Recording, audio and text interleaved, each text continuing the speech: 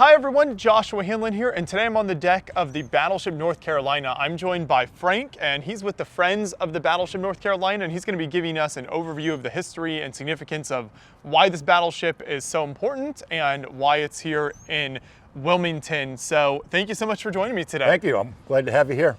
So if you want to, go ahead and start by giving us kind of the 5-minute overview of the sort of operational history of the ship and how it got to where it is today. Great. So the USS North Carolina was what we call the first of the fast class battleships, which meant it was designed to basically escort aircraft carriers around. This isn't the original configuration that it was designed for. It was back in 1923 there was the London Naval Treaty, and that restricted the size and the amount of ships navies could have. Later on, in the early 1930s, a lot of the navies decided to disband and go away with the Naval Treaty, and they started making bigger and bigger ones, especially the Japanese and the Germans.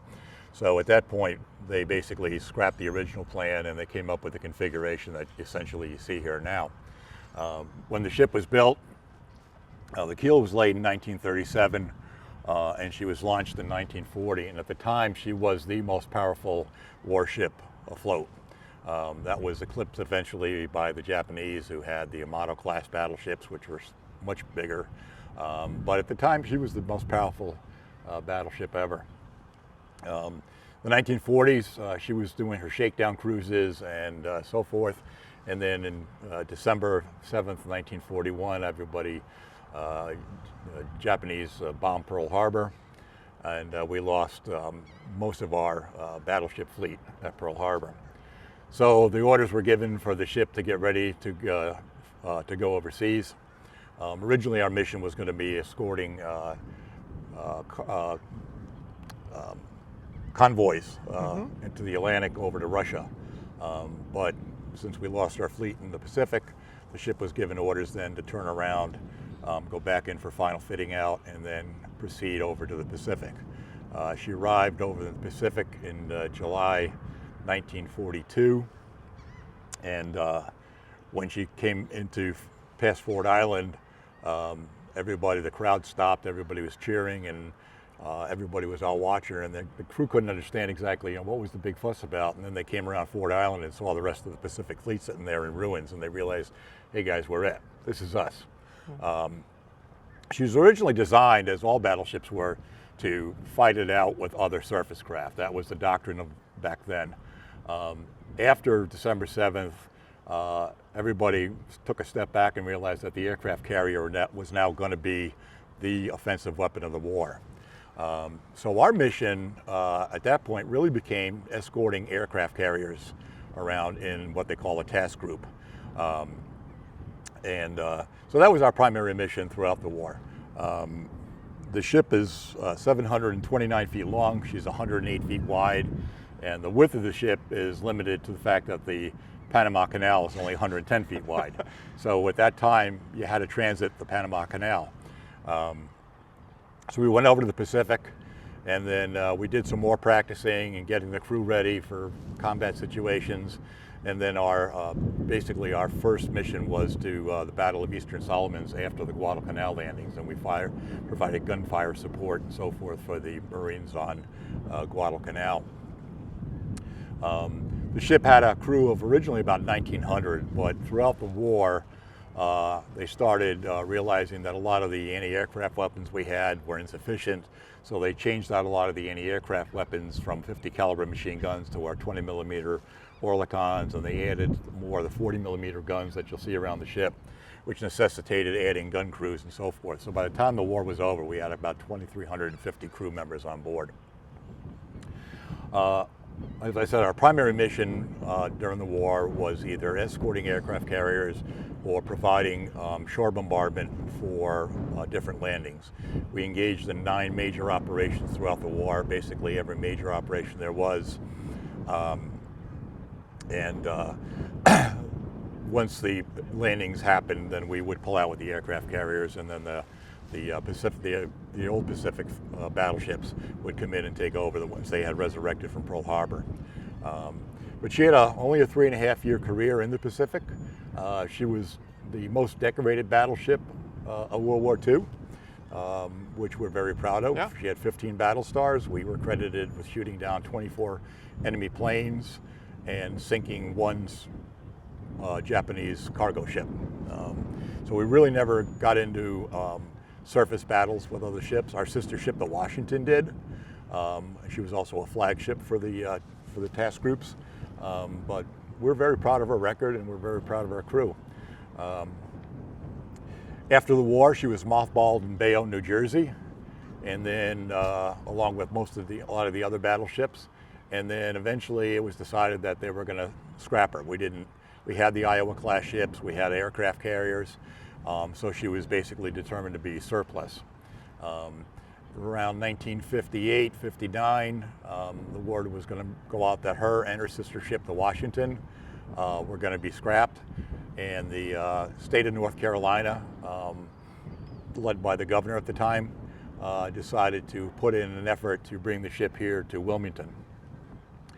The Navy said, well, that's fine, but you got to pay for her to get her from Bayonne, New Jersey, down here to Wilmington. So the state went out and they had a fundraising campaign. They raised about $350,000. In 1960, the ship was towed down and eventually brought up the Cape Fear River here. The land we're on right now was donated by a local resident.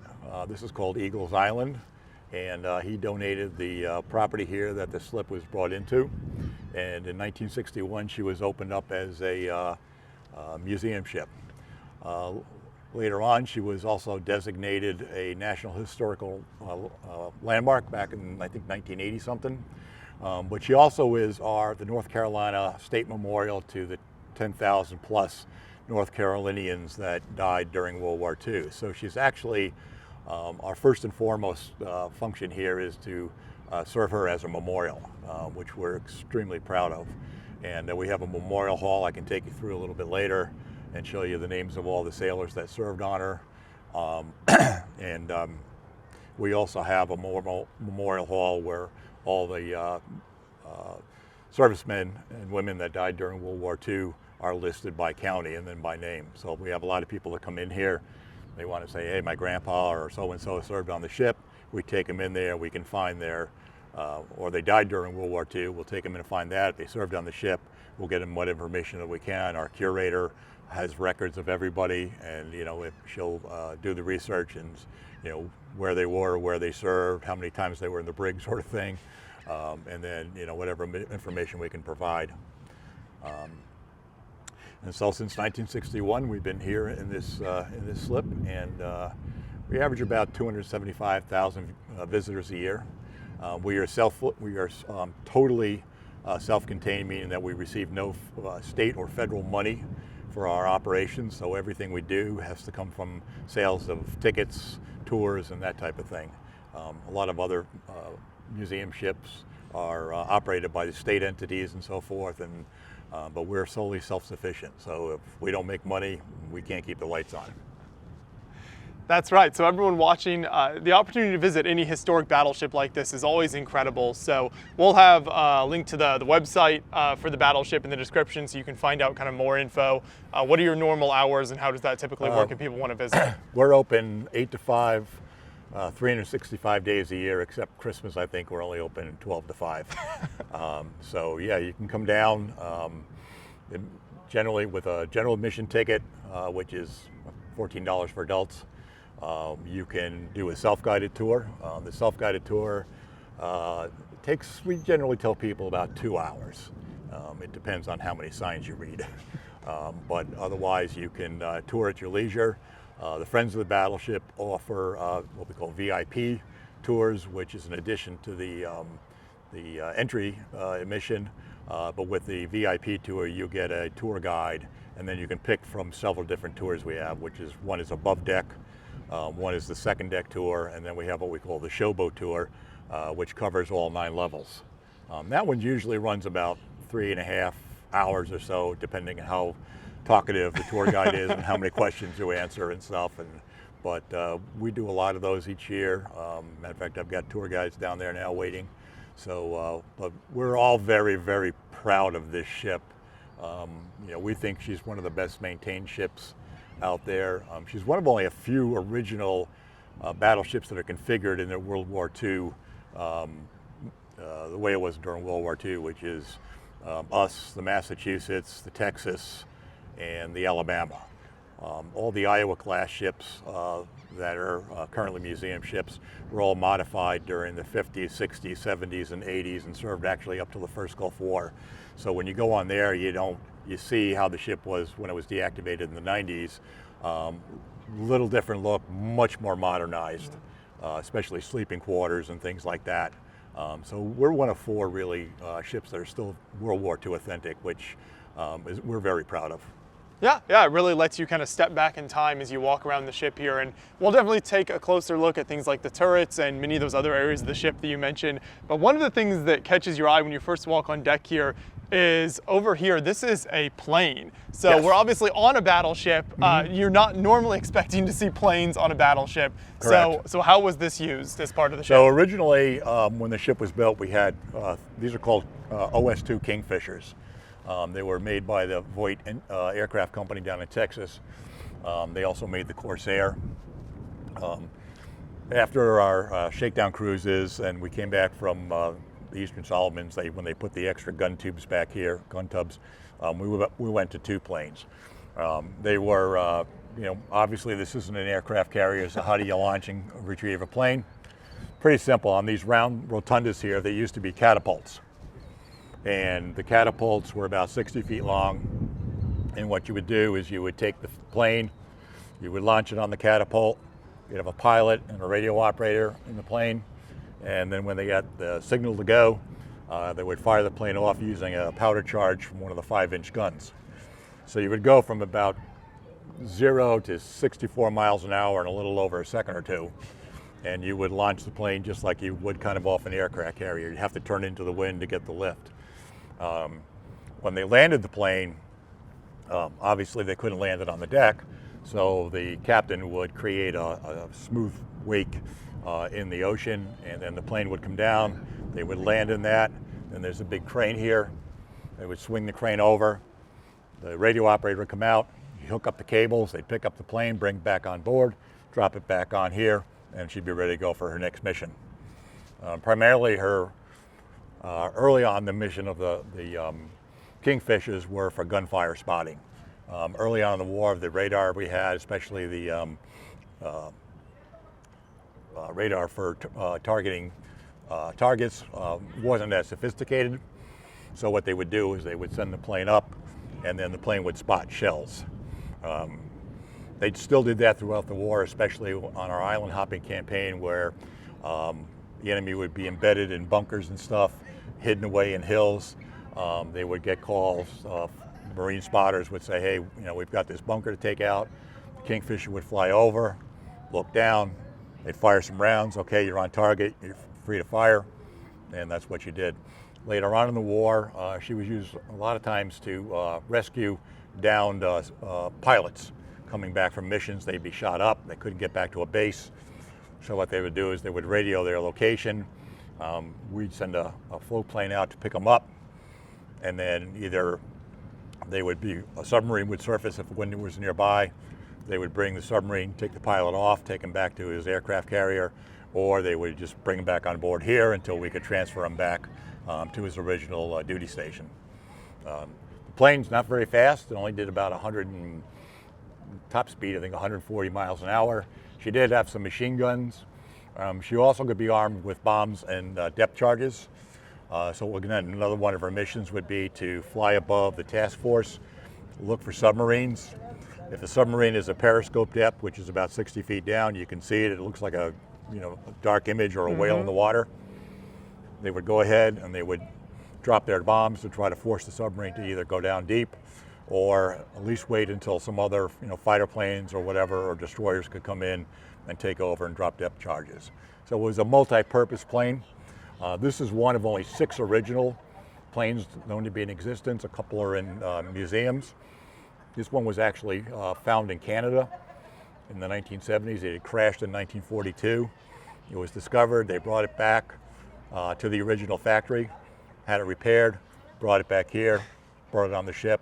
And about 4 or 5 years ago, we had a group of retired aviators came in, stripped it down to the bare metal, fixed all the holes, repainted it, and she looks like the day she came out of the factory.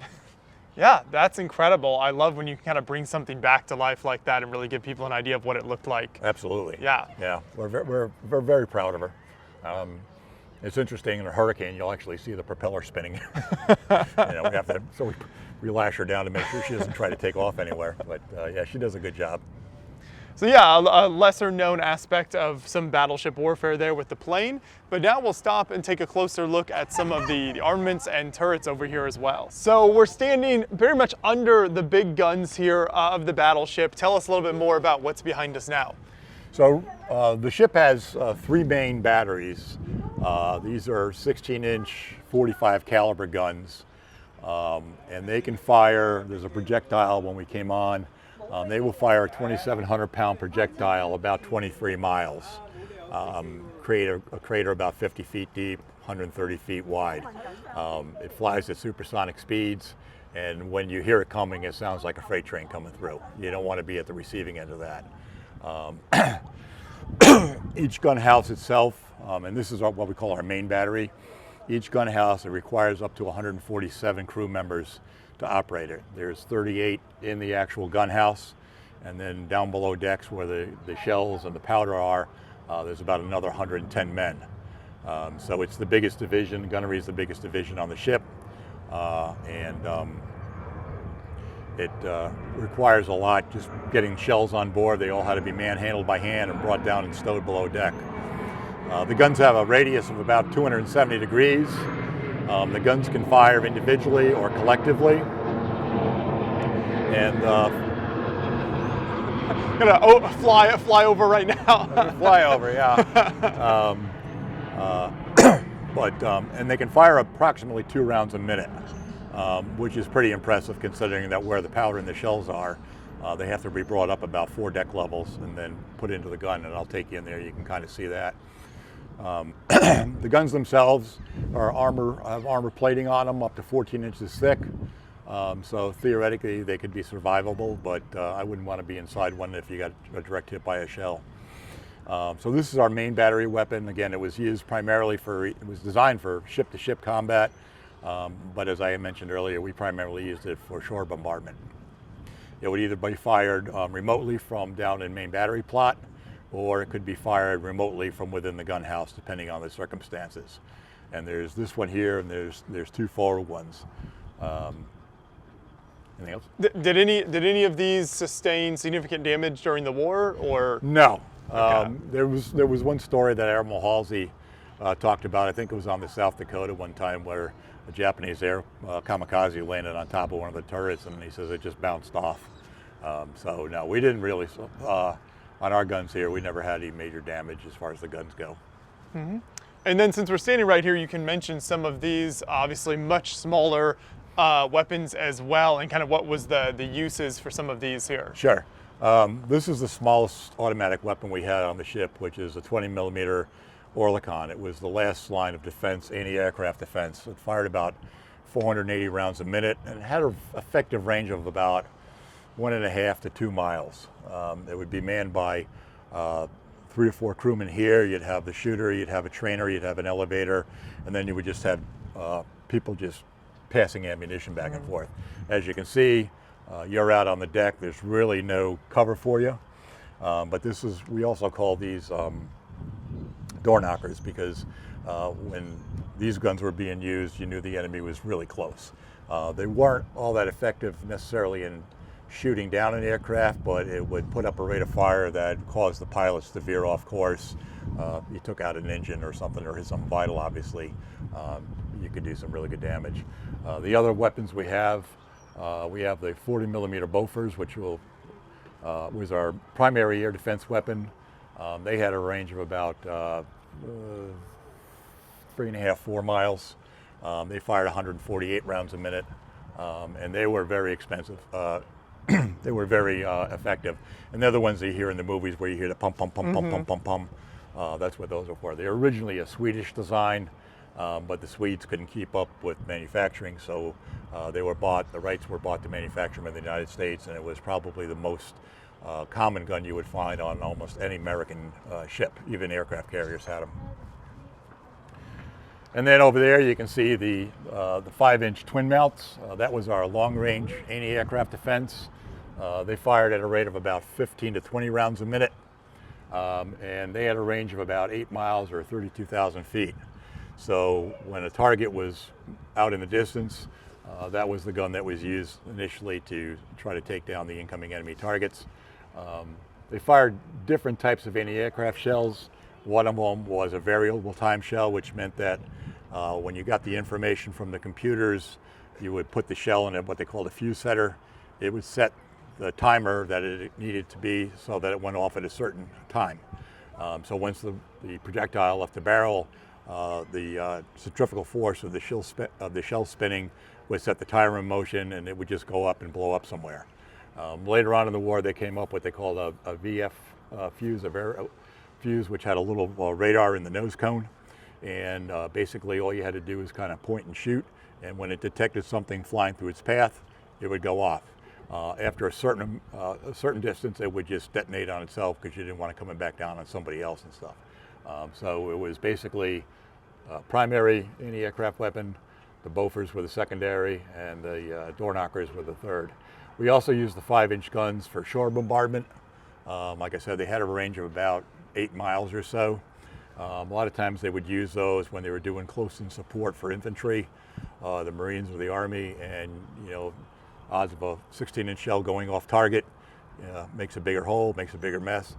They were a little, if you did fire and you were off, wasn't quite as bad. Plus they did have a higher rate of fire than the 16-inch guns did. So both were used during shore bombardments during the war. The 5-inch gun you'll find on almost every destroyer too, different configuration, but basically the same gun. So you've mentioned a few different kind of forms of aiming technology and kind of how that changed throughout the war. So what was that technology like, especially as kind of the war progressed? How accurate were these guns typically if there was a target, say like you talked about earlier, the plane had spotted it, or there was something called in and they said we have this target? What was the accuracy typically? Well, early on in the war, if you look up here on top of this mount, you'll see there's a little things coming out with a little flap on there. That was what they called Spot 2. There's a bigger one up forward called Spot 1. And initially that was what was used to locate, aim, and provide information on where the target was. As the war progressed, they relied more and more on the main battery radars, which is it's kind of hard to see from here, but behind this Spot 4 here, there's a kind of oval-shaped radar dome, and those were used again to acquire surface targets, but they had a greater range because it was beyond line of sight, so you could actually see a target over the horizon. So essentially, the saying goes, the first guy that shoots wins, but the first guy that shoots also lets the enemy know where they are. So the best scenario was you would target the enemy with the main battery radars. That information would be sent down to main battery plot. You also had the gentlemen up in Spot 2 and Spot 1. They'd be looking out, acquiring information. All the information would go down to main battery plot. It would then be sent back up to the Spot 1 or Spot 2 to be corroborated. Is that what you're seeing? Has anything changed? If not, it gets locked in the computer. It goes over to what they call a vertical stable, and then the guns would be ready to fire once they're loaded. So as the war went on, it actually got to the point where the guys in the radar room could actually see the shell spots. So they didn't necessarily need to have the Kingfisher over. They could walk the rounds in and know they were on target. If the radar wasn't working, again, they would just use visual forms of spotting the guns and so forth. And worst case scenario, if that went out, on this gun here, you've got the ear that sticks out. That's another telescope. The problem with those is the range is less effective because you're down low.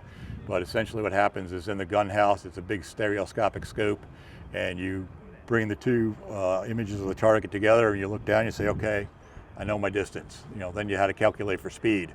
But once that was done, you could then send the information down, or there's a little mini computer in the gun house where they could put in the calculations and get a pretty good idea of where the target was, range and bearing and so forth, and they could fire the guns. That was the worst case scenario. Basically, you wanted to fire them either from plot or using the information from the radars. Yeah, but there was a lot of technology involved in even just like targeting and aiming these weapons on the ship, and it wasn't just lobbing shells out there and kind of like looking where they landed type of thing. No, it was very sophisticated. Yeah.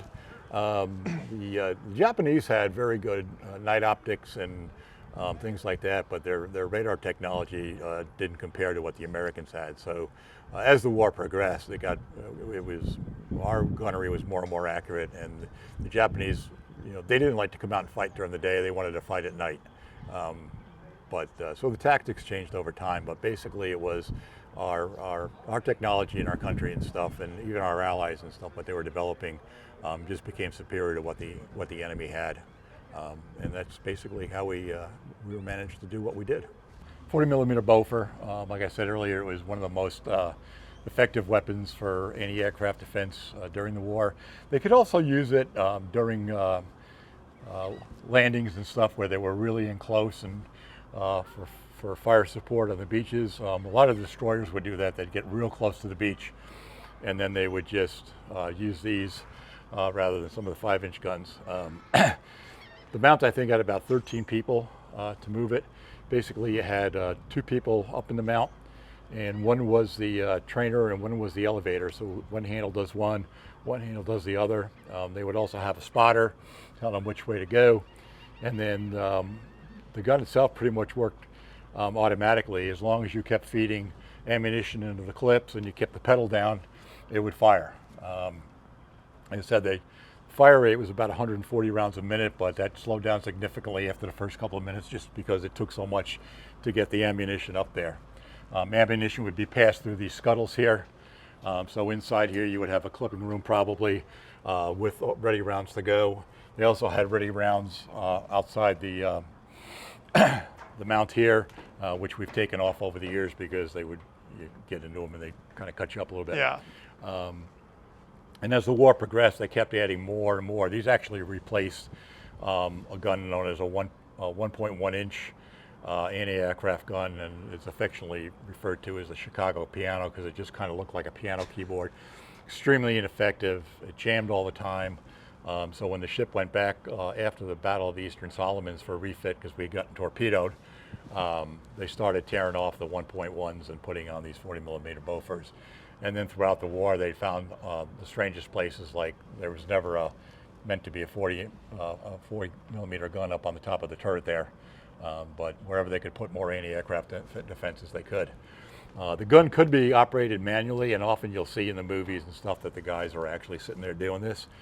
But in reality, the guns would be controlled by this gun director. So you would have someone standing here, you'd have a lookout or a trainer, and basically they would follow the enemy aircraft coming in. And this was basically it would provide the information here through mechanical means, and it would actually move the gun. So it was kind of like it would lead the guns, just like you would be doing if you were duck hunting, right? Because you don't want to shoot the round where the plane is, you want to shoot where you think the plane's going to be at any given point. But if there were too many targets, too many opportunities, you could only control so many guns. So a lot of times you would operate the guns manually. Yeah. And I know one interesting thing here is that this is actually something that's kind of an interactive exhibit for guests today on the ship. So talk a little bit more about kind of the approach the ship takes to that in terms of the types of things that guests can interact with when they visit. Yeah, we let the guests pretty much, and anywhere on the tour route they can go. This is about the only one they can actually play with and play on and stuff. Matter of fact, we have to keep every once in a while replacing the hydraulic fluid in it, so it makes it a little bit easier to work. We try to have people refrain from pushing buttons or turning things on and off simply because you can't get the parts anymore. I mean, now we have to make a lot of the parts ourselves. We use a 3D scanner and a 3D printer to make smaller parts. We have one of our volunteers that has a operation set up in his garage where he can cast different parts out of polymers and stuff. So, but you just can't get these parts anymore. But this is one of the ones the kids always love to sit on and just, you know, kind of fool around with and stuff. And, you know, we just tell them that when they point the gun straight up that the bullet's going to come back down eventually. So, you know, they kind of, oh, all right. But yeah, it's a fun thing for the kids to do. Like I said, just watch your head. This is not meant, us old fat guys have a hard time getting in here.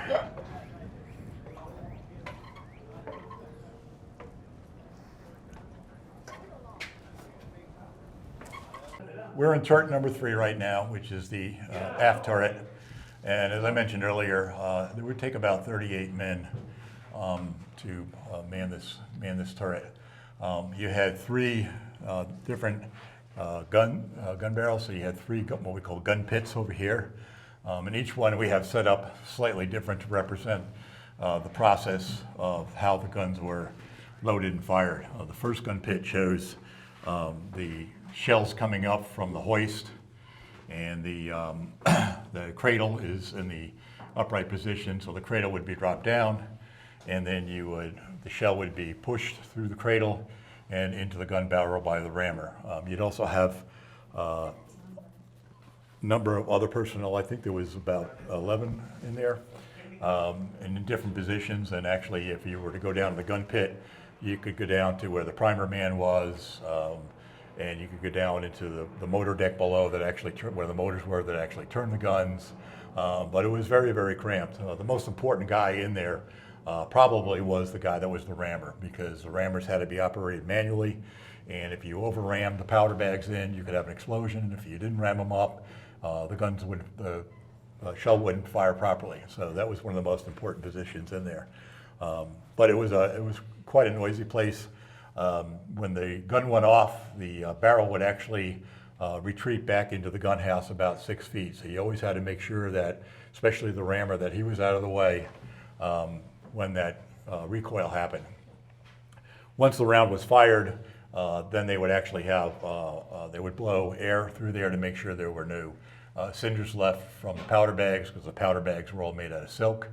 And then before they put the next round in, he would also just kind of look in to see if there was any burning embers in there. And then the next gun pit we have here basically shows the powder bags coming off the hoist. It took 6 90-pound powder bags to fire the projectile. The powder bags would come down from below in the magazine. They would bring up, there's 2 hoist carriages, each one carried 3 powder bags. So the first hoist would come up, they'd roll the powder bags in, the rammer would ram them in, the next hoist would go up a little more, they'd bring the next 3 powder bags, repeat the process, the breech would close, and then they would put in the detonator to fire the round. And then the third one basically just shows the whole process altogether, what it looked like. You also had in here, before we mentioned how they were able to locate a target and get range and bearing. This is the stereoscopic scope. So again, there'd be a operator back here, and he would be looking through that, and as the 2 images came together, he knew he was on target. They would have to get information on the speed and stuff from the lookouts up above in spot 2, spot 1, or whatever. But this is basically one way they could get range. And then if need be, we did have a small computer over here. This is a Mark III computer. It's similar in function to the bigger ones down below, but the inputs would be put in manually, and then again you could fire down here if you needed to. That would be a last case scenario. So we've got about 14 inches of steel above us. On the sides it varies a little bit depending. I think it goes down to 8 inches on the side. I'm not exactly sure of the specifications, but it wasn't as noisy as the 5-inch guns, I'm told. Really? It was still pretty noisy in here. Now keep in mind too, you've got 38 men in here. There's no air conditioning, and you may be in here for 3-4 hours at a time. If it was time to eat, they would pass you a bucket of food. If you needed to use the restroom, they gave you a bucket to use, because once you were in here, you didn't come back out. But the guns were made available, basically we'd be able to fire within a couple of minutes getting their orders and stuff. So it was a pretty fast process. They fired, as I said, two rounds a minute, which means not only are you getting the shells and the powder in here every 30 seconds, but you're also having to recalculate the position and target that you're shooting at. So it's kind of like a symphony there's an orchestra, there's up in down in Plot, you've got a gun captain officer in here, you've got trainers, you've got elevators, you've got talkers that are on the phones listening and stuff. So I consider it a big symphony, yeah, is what they're doing, but it's very impressive. Later on in the war, the Iowa-class battleships were essentially the same, except their gun barrels were slightly longer, so they were a 16-inch 50 caliber. But the projectiles and so forth were the same. The only thing was different on the Iowas were the powder bags were 110 pounds each, not 90 pounds. So they had a little greater range and stuff. But once you got them on target, they were very effective. And even if you weren't in the exact blast zone, just the concussion would devastate anybody around it. They did fire two different types of shells. One was an armor-piercing shell, which was designed for anti-ship, but they were also very good for taking out enemy pillboxes and stuff. And then they had what they called an all-purpose round, which I think was around 1,900 pounds. And that was basically what they wanted to use for just shore bombardment, because you weren't really piercing anything. You were just trying to soften up the beaches. What are some of the examples of some of the longer engagements that the ship was involved in? How long could this kind of continually fire for? Was there a limit on that before they had to stop for a period of time, or? Yeah, one thing you had to always take in consideration was the wear and the heat of the gun barrel. For the most part, even throughout the whole war, we only fired somewhere around 2,400 rounds of 16-inch shells. The 5-inch shells were significantly more, but yeah, you did have to, usually most firing missions that we got lasted an hour to 2 hours that you would be firing. And then of course you had multiple ships in the task group. Anybody down there? But yeah, for the most part, you'd have an hour to 2 hours of softening up before you would, before the Marines or the Army would go in, so not that long. But that was one of the things they did have to take into consideration too when they were firing the guns, and down in the computers was the wear on the barrel, the heat of the barrel, how many rounds were fired, wind direction, believe it or not, and a lot, other factors too that had to be taken into consideration. Every so often, the barrels would have to, be either taken out and rebored, but that was really, I don't believe we ever rebored our barrels. I could be wrong on that. And then they would have to clean them. So what they would do is they would take a guy, wrap him up in like a hammock type of thing or canvas, and they'd put him in one end and pull him out the other. And you always wanted to make sure that the guy wasn't in here with the trigger ready to fire the trigger. But they had to be cleaned periodically. After every mission they would go on and clean them and stuff like that. There was a lot of maintenance. On the smaller guns, obviously they couldn't do that. They would either tear them down, or they had, basically what you have with a rifle at home. You had a rod and a brush that you would go in and clean the barrels out. But the barrels were all grooved for right-hand twists, which meant they tended to want to slice off to the right. So that was another thing you had to take in compensation. Which way is, if the bullet's going to go this way, you got to turn it a little bit this way to make sure that, when it gets to the end, you're on target. Yeah, it's a fascinating mixture of technology and then just kind of raw manpower with all of those guys kind of operating inside here. It's incredible what they were able to achieve. Like you said, that symphony idea is really amazing. Yeah, it's just like there was a conductor. So the gun captain was your conductor in here, and everybody had their job, and they were all well trained, and they were, they were very, and given the fact that most of them were 17 to 19 years old. A lot of them hadn't even gone to college, so there was a lot of technical things that they had to learn, and they trained constantly. They would go out on a target range, and they would fire dummy rounds on the target range and stuff like that. The target would be pulled by a plane, or it could be pulled by another ship, that was constant. If you weren't actually in a mission or something like that, you were out at sea and you trained all the time. And they had one of the best gun crews in the Navy. Of course, every Navy ship says they had the best gun crew, but we're proud to say that we thought we had a pretty good gun crew.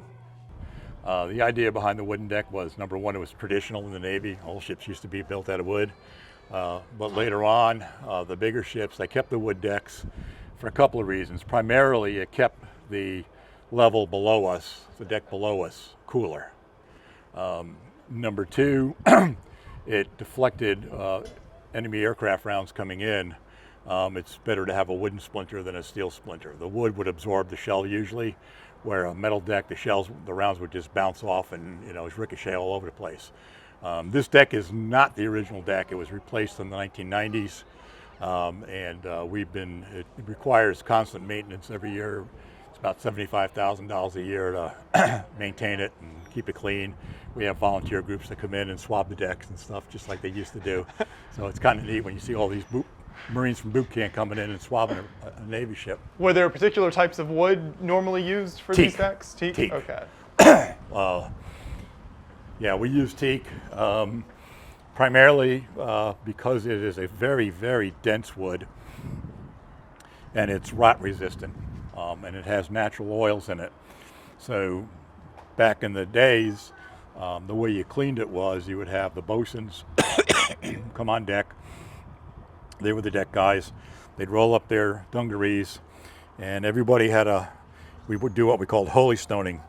So we would spray water on the deck, and then we had a sand locker, and you would put sand down like a sandpaper, and then you had a holy stone, which was about the size of a brick, about as big as the board, and everybody would just sit here and that's how you clean the deck. Work their way down, yeah. Work their way down. It was a tedious job. During the war, they actually painted the deck blue to help hide the ship. It was kind of like another form of camouflage, and they actually went so far as if you were a bosun's mate with deck gang, or you actually took your white Dixie cap and you would dye it dark blue so that you didn't have a little bunch of white dots on a blue deck. Mm-hmm. I don't know how effective it was, but that was the thinking at the time, and that's the story we're going to go with.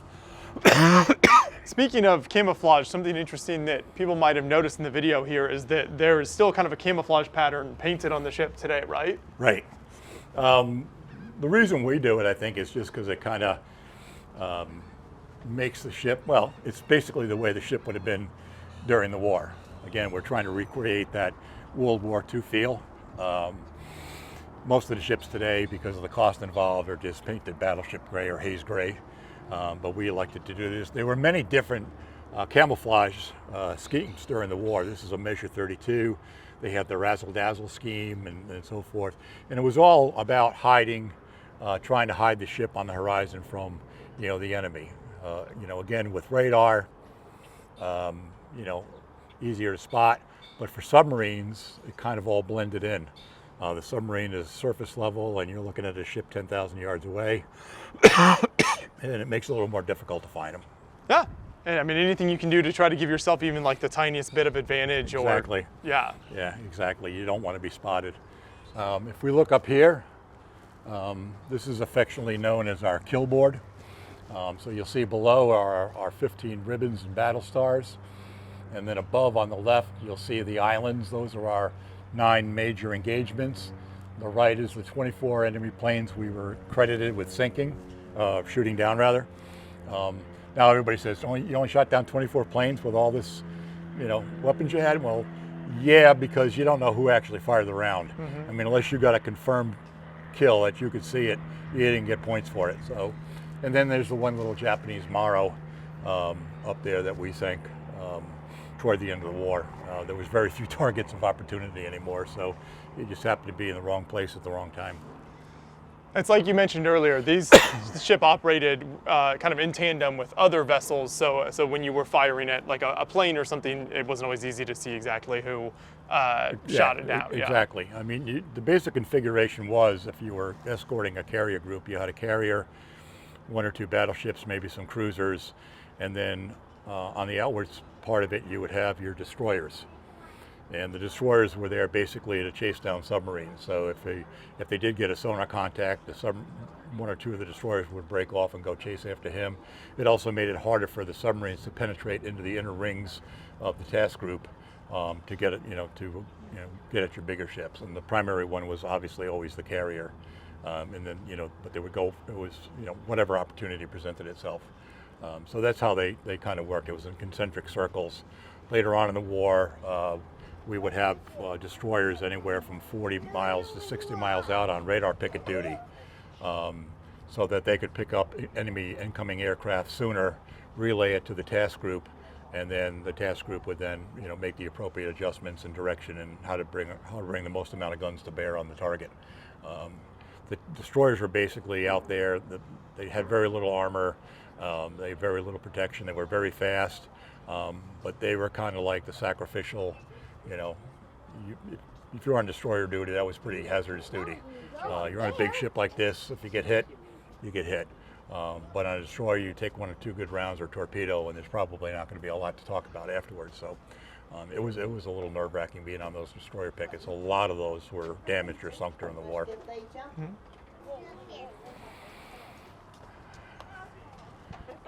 So over here, you'll see this is our number 1 turret, and that's our number 2 turret. And you'll notice that the number 2 turret is elevated. Obviously, it has to be, because otherwise it would be. So in the number 2 turret, if we go down there, you'll see there's an extra mezzanine level, and that's what raises this turret up. The number 1 turret was damaged slightly during the torpedo attack. So in September 1942, we were off the battle of the Eastern Solomons, and we were guarding the Hornet and the Wasp, and a Japanese submarine, the I-9, spotted the task group and let loose with a spread of 6 torpedoes. And unfortunately for the North Carolina, we were about the maximum range of that torpedo run, but we were just close enough that it detonated just forward of the number 1 turret, and it was just forward of what we call the armor belt and the citadel. So what that means is, from the number 1 turret to the number 3 turret, there's a steel belt about 14 inches thick that runs around the perimeter of the ship and guards all the major components and engineering spaces. And then outside of that is what they call a torpedo blister.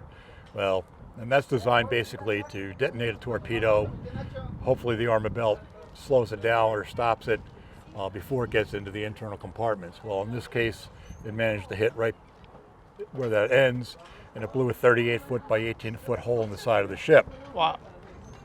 But fortunately, again, the crew was so well trained, they went to general quarters, and they were able to steady the ship. She was listing about 7 degrees to port.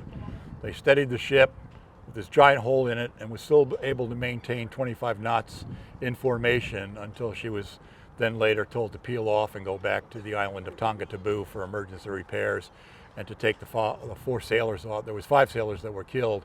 One happened to be on the deck, and he was washed overboard. The other 4 died down in the lower compartment and drowned, and they were taken off at the island of Tonga Taboo and interned. So those were 4 out of our 10 battle casualties during the war. Was that the worst damage the ship sustained during the war? Yeah. Okay. Yeah, that was the major damage. We did have another one, and I'll point it out when we go up top. There was a friendly fire incident that killed 5 sailors, but that was the worst one. So the ship eventually had to go back to Pearl Harbor for repairs. It was out of commission for, I think, 3 or 4 months, and then finally returned back to its task force and went on further missions. But that was the biggest one we had. But it just goes to prove that even the ship, even if it hit forward of that torpedo blister and that armor belt, she was still survivable. Mm-hmm. Years later, we actually had some of the Japanese sailors from the I-19, or the I-9, come back here, and we presented them with a piece of the shrapnel from the torpedo, and said, "Here, this is. I think you left this here." But the crew got together with them. They met them. They all talked and they enjoyed it, and they had this bond of being sailors. You may be on different sides of the equation, but you're all sailors. You're men of the sea, and it was never, even if you did sink one, you didn't necessarily go out and celebrate it. You know, it was like, that could have been you type of thing. So, you know, it is what it is. These are the 2 anchor chains that we have on the ship. But if you'll notice, one of them is sitting on the deck, which is a little unusual. And the story behind that was when the ship came up from Bayonne and was being towed, the day they were supposed to come up the Cape Fear River, there was bad weather, bad currents. And the decision was made that they were going to drop anchor out at the mouth of the Cape Fear River, which is fine. The only problem was the ship had no power. It was being towed. And so they decided, well, we're going to drop the anchor down. So they let the starboard side anchor go, and it went down, and that was fine. And they spent the night, and then the next morning they go to bring up the river, and they're like, all right, now what do? We have no power. We can't get the anchor back up. So they had to cut the anchor chain. Left the anchor chain, the anchor at the mouth of the Cape Fear River, brought the ship up, and not too long afterwards, we get a notice from the Coast Guard that we left something behind and we need to go retrieve it. So we brought the anchor back, and eventually she was placed on the starboard side and stuff. But that's why a lot of people say, well, why is your anchor on your deck? Well, it kind of Had to put it somewhere. had to put it somewhere. You know, we had to put it somewhere. And I know the story is true because my barber actually was on the ship when it came into Wilmington. The other interesting story is right across the river where the courthouse is, there used to be a floating restaurant called Ferguson's Ark, and it sat in the river. And the Coast Guard offered to move it out of the way because the ship is 729 feet long. The river's about 550 feet wide at that point. And so they knew they were going to have to make a hard turn to come up the slip here. Well, he didn't want to move. So they started bringing the ship up here, and she got caught on the sand on the bottom and got stuck there for a little bit. And they brought one of the tows in, and they're pushing and pulling and pushing and pulling. And next thing you know, she broke free, and the stern 40 millimeter mounts kind of crashed into the restaurant. Didn't do a major bit of damage, but he did sue us. And you know, and the long story is, you know, when the Coast Guard tells you to move your restaurant, move your restaurant. But there was hundreds of thousands of people lined up on the river to watch this all the way down the Cape Fear. It was just an amazing, amazing sight. And just as an antidote, Ferguson's Ark is still alive and well and living in Florida these days. This is called the Armored Conning Tower. And that's actually the original ship's bell. The one that you see on the main deck is from the cruiser North Carolina.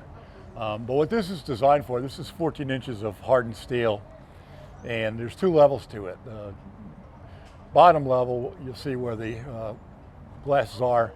That was where the captain was supposed to be during a surface engagement. He could con the ship from there. It held 13 men in there, very cramped quarters, but it's all well protected. And in theory, if you were fighting a surface action, that's where the captain would go. He wouldn't be on the bridge like you see in the movies. To our knowledge and our best understanding, none of our captains ever used it for 2 reasons. One, it was too cramped. Number 2, we never really got into a surface engagement. But above it is the gunnery officer's station. And that would be used during any sort of engagement where the gunnery officer would be up there with his crew, and they would be talking down to main and secondary battery plot and the gun house and so forth. So that was used, but the lower level was, as far as we know, nobody ever went in. I think once the captain went in and said, nope, not for me, I'm getting out of here. Now you will notice that we do have air conditioners on the ship, but those are modern. So basically in here was senior officers' staterooms and so forth. Executive officer, a number of other higher ranking officers, but this is and pardon the appearance, but this is our office for our staff in here, and this would have been the captain's regular cabin. He also had a seat cabin above, but when in port or when we weren't in any sort of engagement or something, the captain would spend his time in here. He had his own bathroom and living quarters. There was also a space over there for a guest, which eventually was turned into magazine for 40 millimeter guns and so forth. But this is, kind of what you would have seen it like, except with the modern TV and things like that. Right now, it's a little bit of a mess. But and directly above us is the admiral's cabin. When, if ever there was an admiral on board the ship, the admiral had his own cabin. So all the major ships were designed with the idea that it could be a flagship for an admiral. So whether they were used or not, we only were a flagship on 2 brief occasions, but the captain would reside here.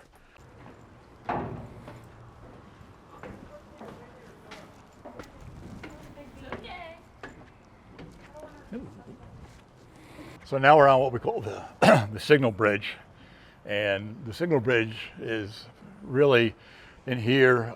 We would have had all the different flags that you would fly up on the halyards here. Now we've taken ours down because we've had some high winds, and it kind of destroys the flags, but we fly them occasionally, and it's usually our call sign. But you would have flags in here that had either numbers or letters, and this is one way that they can communicate with other ships as long as you were within line of sight.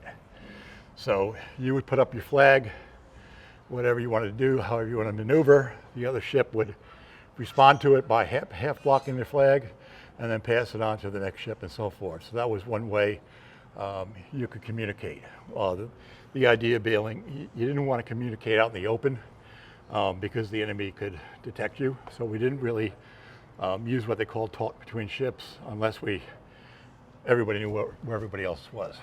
The other way, of course, there's blinker lights.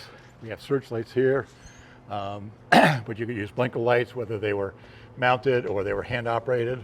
Again, one of the problems with that was, if the enemy was within 20 miles, you could see the blinker. The third thing you could do was you would use semaphore flags like you learned how to do in Boy Scouts, where it was A, B, C, D, so forth.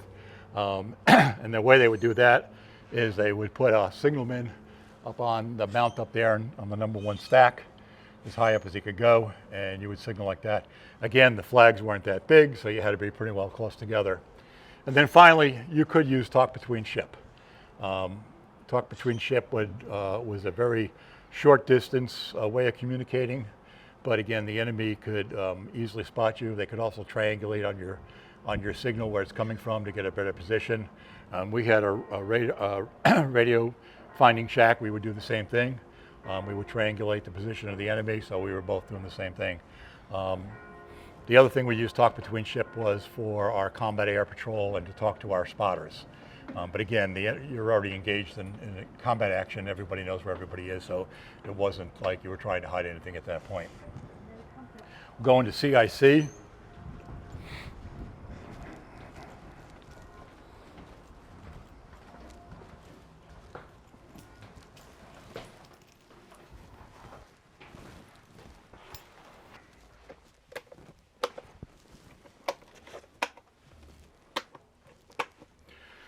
So this is actually my favorite spot on the ship, because I used to be, when I was with the Living History crew here, my duty station was up in CIC. This is the Combat Information Center. This is how it was configured after 1943, early 1944. Originally this was down below deck near main battery plot, but as they added more radar and so forth, they had to move the transmitters up closer. So they moved CIC up here. This originally was the Admiral's Flag Radio Office, but again, we only had an Admiral on 2 occasions for very brief periods of time. So they decided to move most of the equipment up here, and then the Admiral's Flag Office is right beyond the next bulkhead. So they took over this space here and added radar, and this was basically a space where all the information from all the radars would come together. If you can imagine it, there would be about 28 to 34 men in here. When you walked in, it'd be completely dark. The only thing you would see would be the radar scopes and the repeater lights and so forth they would be on. But this is where we made the decisions about where the targets were, all the information that the captain needed to position the ship in the best possible position.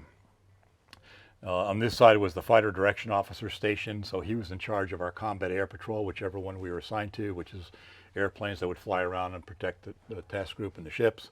Over there we would have the evaluator. He was in charge of the space and he would be in constant communication with the captain. And then the rest of these are basically repeaters. That is the radar console there for surface search, and back there is the radar console for the air search. And there's actually two similar ones on the aft part of the ship as a redundancy. Back here you would have 2 to 3 sailors back here, and they would be plotting enemy aircraft incoming. And then the evaluator could look and talk to the captain and stuff, and this was all plotted. The guys actually had to stand behind here and write backwards, because if I stood here and wrote this way, he can't see me. And then the fighter direction officer's table, the talker would be listening on the headphones, and he'd actually have to write upside down and backwards so the fighter direction officer could read it. And then we also had a DRT in here, which is a dead reckoning tracer, which could be used for navigation, or it could be used for, what we used it for was ranging and locating, making sure that we knew where our ship was in relationship to a target. So we could track our movement of our ship and any other ships that were in the task group. This one actually came off the USS Des Moines when she was scrapped, and a couple of our guys went down there and pilfered it, so to speak. The Navy gives you whatever you want before they scrap a ship, and we needed one, and they had one, so we went down and took it apart, brought it here, and then said, well, how do we get it back together again? But fortunately, they took about 400 pictures, so they just put the pictures in reverse and reassembled it. There you go. Has that happened with many parts of the ship? It's kind of... Well, to be honest, we actually have somewhere over 12,000 original blueprints of the ship. So if you were to have to figure something out, you can go down to the blueprint locker, and which is stored in the curator's office, and you could find the I did that for 6 months. I was logging blueprints in, and I used to take a blueprint and walk around and try to figure out where that part was. And sometimes you're looking at it going, oh, it's upside down or whatever. We actually did, after they got this here and put it together, about 6 months after that, I actually found the instructions on it down in the archives, and they're like, okay, great timing, guy. But so this is not original to the ship. This was borrowed from the Des Moines. Yeah. Which was pretty cool. But yeah, this was a really, and this was top secret space too. Even the captain very rarely ever came in here. It just wasn't something that he needed to know. He just knew that, okay, they're doing what they're doing. But the captain really wasn't ever in here. And I've had crew members come back and they say, I was on the ship for 3.5 years and I never knew what was going on up there. You know, it was just someplace you just didn't go. So it's kind of a special place in my heart. We, as a living history crew member, you actually have to train for what you're doing, what specialty you're in, and you have to take written exams and stuff like that to pass it. So I started out as a seaman second class and worked my way all the way up to a petty officer second class in the end before I left the LHC. But the guys that work in here are pretty sharp guys. So I mentioned before, we were down in the captain's cabin, and the XO and the navigator would be down there. But they also had what they call the sea cabin. So when they needed to be close to the bridge, this is where they would come. So this would be the navigator's sea cabin, and then over here is the captain's sea cabin. Over here. So the captain basically could stay there, be on watch. If you needed to be called to the bridge right away. This is the chart house where they would navigate. They have all the charts wherever they were going. And they would roll out the charts and again give the captain information, you know, where they were and so forth. So this is the bridge, which is where the ship would be conned from. There were multiple conning stations aboard the ship. Up in Bat 2, which is directly above us, what we call Striker's Bridge. That's where the ship could also be conned from during a situation. The executive officer would be up there in Bat 2. They could also con the ship down near main battery plot. They can also con the ship actually down in aft steering where the rudder controls are. So again, the ship could be conned from multiple stations, but this is what you would normally see. We had a captain's chair, we had an admiral's chair if the admiral was ever on board, which again, like I said, he usually wasn't. but you had to have the chair for the admiral. So generally speaking, you would always have a talker over here that was in direct communications with CIC down below. They also had a switchboard over here where you could talk to just about anybody depending on what battle circuit you were on. These are known as sound-powered phones, which means it requires absolutely no electricity to operate them. You just pick up the phone and the vibration from your voice into the diaphragm creates electrical current that gets transferred to the other end. It's like taking 2 tin cans and a string. If you've ever done that, that's a sound-powered phone. Wow. They did have dial-up phones on the ship that ran by electricity like this one. But generally speaking, all these phones are sound-powered, and you would just go down to the channel changer down there just to change which circuit you wanted to be on. This was the annunciator, which is what they would use to send information down to the engine rooms. So, some realistic sound effects. yeah. So as you can see here, it'll say full, 2/3, third, stop, whatever. Basically, that's a terminology, but really what that means is whoever the throttle man is down in the engine room, he knows that 2/3 is X number of rotations of the propeller. So then he would signal back up how many RPMs he wanted the propeller. It was just easier to say this than, okay, I want 199 revolutions, which was flank speed. Down in the engine room, they have the receiver for this, and the operator down there would know exactly what speed the ship, the captain was calling for. How maneuverable was a battleship of this size during World War II, in terms of, especially in combat, if you're thinking about like planes attacking and that type of thing? Well, let's put it this way. It took a while to get her turned. I mean, if you were going at 28 knots, 27 knots, it would take you a while to turn the ship around, for example. But the idea was you weren't generally, if you were trying to avoid an enemy aircraft attack, what you were basically doing is zigzagging. You were trying to make it so when the pilot went to drop the bomb that you weren't where the bomb was going to be. So they were maneuverable, and it took a long while for them to stop too. They didn't stop on a dime. Matter of fact, if somebody asked us once what kind of miles per gallon did they get, and we said they didn't get miles per gallon, they got 70 feet per gallon. So for every gallon of bunker oil they burned, they went 70 feet, which is like, what, 1/10 of the distance of the ship. Wow. Yeah. So yeah, she wasn't real fuel efficient. She carried about 1.8 million gallons of fuel on the ship. And she also acted as a floating gas station, so smaller ships would come over and we would refuel her over the side, which was one of the most dangerous maneuvers that any ship handler had to do, because you had to maintain about 8 knots and you had to keep about maybe 40 or 50 feet between the two ships. If you went more than that, you would break the oil lines. If you went less than that, you would collide together. Mm-hmm. And there were very often times where somebody would go overboard and get just crushed between the sides of the ship. It was just part of the job. It was very hazardous. So you always had your best ship handler up here, and the captain was almost always on the deck because it was his ship and he was responsible for it. So, but we refueled a lot of ships, and then we get refueled from an oiler that would come alongside us. But we could go days, weeks without refueling, depending on the conditions, whereas a destroyer, 3 or 4 days at Mach was the most they would go with at regular cruising speed. So they were always pulling up for gasoline. One thing is, if you look up here, this is called the fire control tower. Each level has a little bit different what it's meant for. The first level you go up is basically the transmitter room for the surface search radars, and there's also up there a radio jamming signal. The next deck up, you'll see the wraparound porch. That's affectionately known as Stryker's Bridge. That's the secondary conning station where the exec would be conning the ship from. That was not original to the ship. They just used to have a little walkout.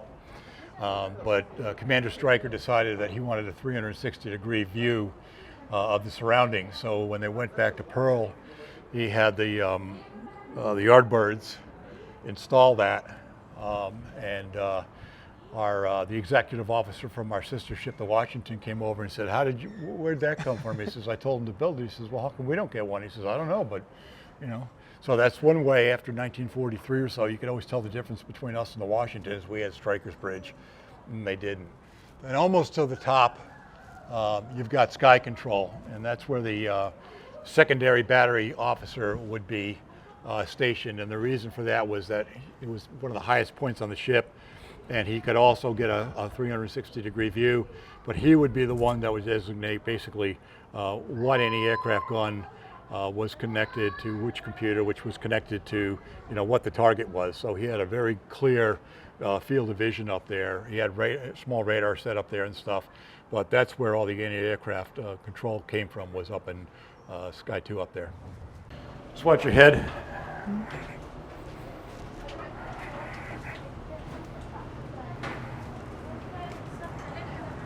All right, so we're on what we call Deck 2. On a ship, if you go up, it's a level. If you go down, it's a deck.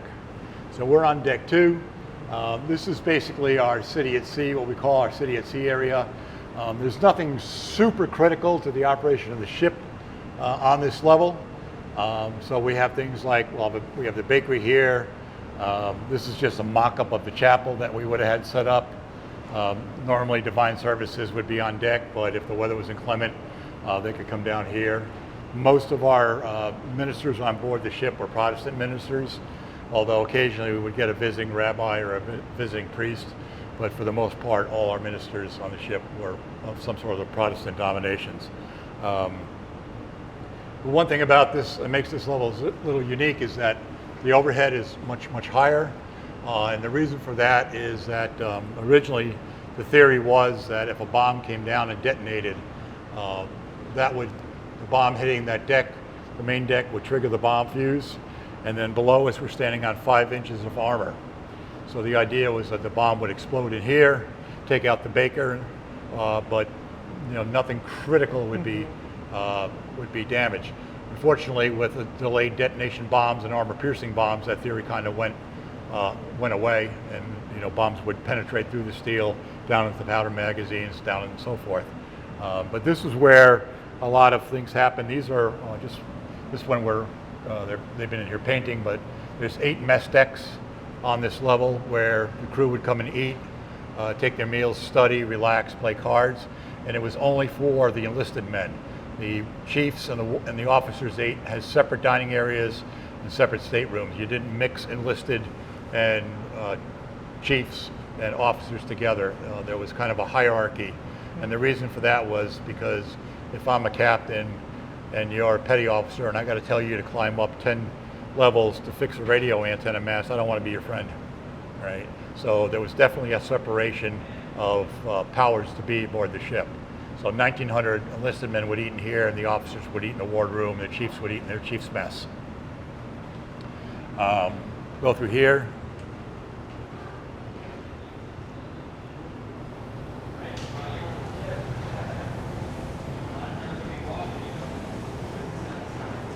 This is the galley, the main galley. This would serve, again, the enlisted men. It would serve about 1,900 crew members, and it would serve 4 meals a day. You would have breakfast, lunch, dinner, and then what they called mid-rats, which was basically the guys working from 0-100 to 0-400 hours. They would get sandwiches, piece of fruit, coffee, so forth. But they could do 1,900 meals in here in a little over an hour, and it just ran almost 24 hours a day. This is an example of the tables they would eat on, and then when they were done, they would put them up in the racks above so that they weren't bobbing around on the floor in a rough sea. How did resupply work in terms of like food or ammunition or anything like that? Were there other ships that would do that, or would they go to like islands in the Pacific? Yes and yes. Basically, you either went back to port and you would get restocked, but you could also have a supply ship come up next to you with ammunition, with fuel, with supplies. Food was always an issue. The ship had 8 refrigerator units. Some were freezers, some were refrigerators, and they would try to provision it. Originally, it was designed to be provisioned for about 12 weeks at sea, but after about 6 weeks, a lot of the fresh things started running out. So you'd be eating canned vegetables, canned meat, Spam, that type of stuff. But everything had to be brought on by hand, and they had a conga line that would come down and then go into the reefers or go into the outside storage units. Over here, you've got the potato peelers, so you didn't have to peel potatoes. You had fresh vegetable storage over here. So all this would be brought up the day before the next meals were going to happen.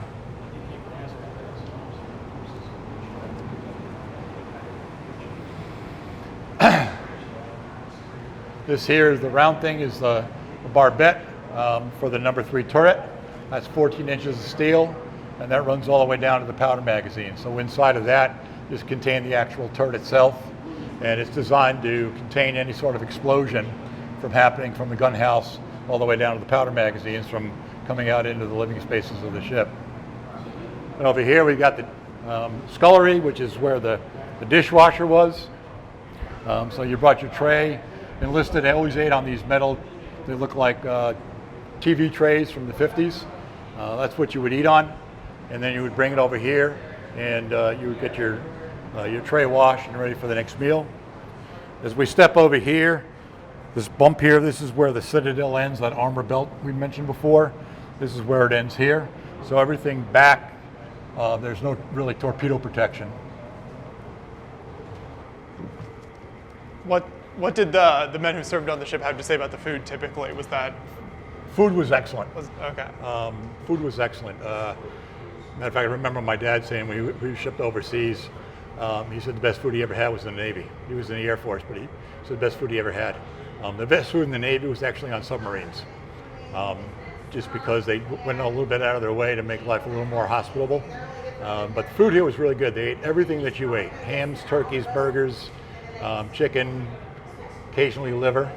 Yeah, the food was excellent. And the only thing you would do is you would run out of fresh stuff. So instead of cream and milk, you got powdered milk. Instead of fresh eggs, you got powdered eggs. Instead of roast beef, you got Spam. But generally speaking, they restocked often enough where you really didn't get down to that level of quality of food. Yeah. So it was good. Yeah, I've really never heard a Navy man complain about the food. Over here, this is really our city at sea. So we've got our Master at Arms Station, our police department over there. We've got this is kind of like our Dillard's department store. You could go in here and buy uniforms, you could get shaving kits, you could get jewelry, get watches repaired. Interesting thing in the Navy, unlike the Marines and the Army, when you soiled your uniform, you needed a new one, you had to pay for it. And the reason is we had a laundry down there, we had a pressing room. So if you ruined your uniform, you got a new one, and they took it out of your paycheck. If you were a Marine or in the Army, they would give you a fresh set of uniforms. I'm not sure about the Army Air Corps at the time, because again, they pretty much lived in nice dry barracks and stuff. But I know the Marines always tell you, we would soil your uniform, get a new one. But you could buy whatever you wanted here. We had a soda fountain, which was unusual. You didn't find these on smaller ships, but it was a real treat. We actually made our own ice cream. So you could come in here and get a Coke for a nickel. You can get an ice cream sundae for 10 cents.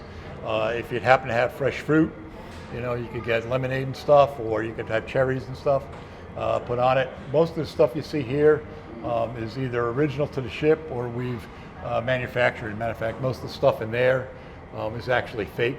We actually have a volunteer that makes designs everything, prints them out, has a machine that cuts them, puts them together. So, it's hard to find a Lucky Strike box from 1944, but we have a bunch of them. Yeah, that's neat though. Still kind of making it period accurate though. Yeah, So he does a lot of, matter of fact, what he'll do is he'll try to buy a period piece and then try to reproduce it for color and so forth.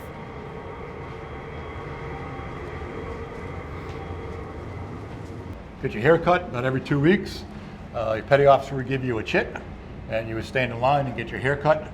Eventually, they took one of the chairs out and they moved it to junior officers' country because the enlisted guys didn't like the idea of the officers cutting in ahead of them. When your time came, you just came in here. You got a close, high and tight, no beards. We were allowed mustaches, but they couldn't go past your lip because if you couldn't put your breathing apparatus on. But you were allowed to have a beard. Now, I've seen pictures of crew with beards here, so I'm not sure what that was about. But normally, you would not be allowed a beard because you couldn't put your fire apparatus on.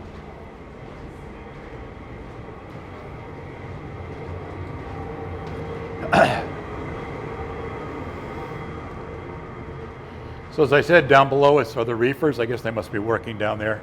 But that's where we stored all the food. So we would come down on a conga line and then down into the reefer. Occasionally, a ham or a turkey would turn up missing, and some of the guys in the engine room would have scarfed it up They had a little oven down there, and they could bake a ham or they could bake a turkey. You know, it was part of the, I guess, the compensation for working in a space at 135 degrees. They also had a still down there. There were several stills on the ship, as a matter of fact. So fruits would disappear, and they'd be making, you know, Applejack or whatever they could, and then they would hide it under the floorboards in some of the spaces. But that was not uncommon. The only guy that was allowed alcohol on the ship was the chaplain, and he had his little supply of brandy or whatever it was for medicinal purposes. Mail, we had a post office. So mail came in by a refueling ship or a destroyer. You would sort it by division, and you would call your divisions up, you would have mail call, and you would get that letter from home and so forth. Whatever they sent from home generally made it here, although not necessarily in great condition. You know, the infamous fruitcake, nobody wanted to eat. But mail was so important to the guys for morale purposes that they just looked forward to it. But mail may take 2-3 weeks, 2-3 months to get here. The outgoing mail, all of it was censored by the junior officers.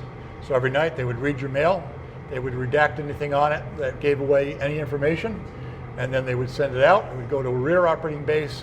It would then be photocopied and put on microfilm, sent back to the States, and then it would be printed and sent back home. So your original letter never got home, wasn't the one that got home. Huh. And the reason for that was mail, paper weighed a lot, and they didn't want it. They usually put it on planes heading back, and they didn't want to weigh the plane down.